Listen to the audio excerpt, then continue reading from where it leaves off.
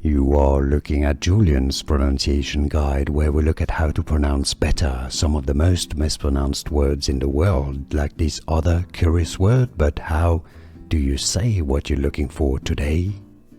Let's learn how to pronounce the name of this American actress. She does play in Avatar, also Emilia Perez or Perez.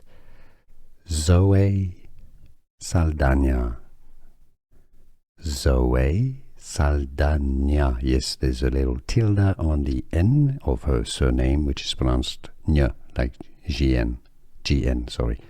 Zoe, not Zoe, Zoe Saldaña.